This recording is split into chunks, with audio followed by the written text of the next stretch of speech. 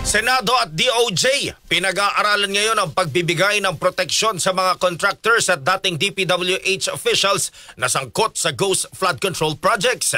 Kasama mo sa balita si Rajuman Conde Batak. RMN Live Report!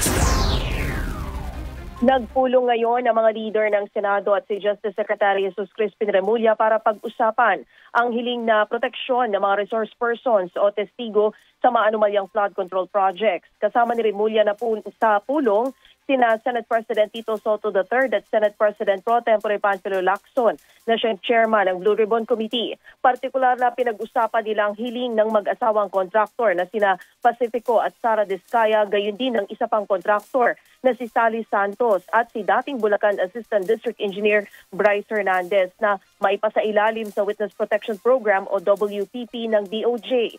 Sinabi ni Lacson na nagpapakita ng pagsisisi at kagustuhang makipagtulungan si Hernandez pero may pagdududa ito sa tunay na intensyon ng mga Diskaya dahil hindi pa rin nakikipagtulungan sa kabila ng legislative immunity na ibinigay ng Senado.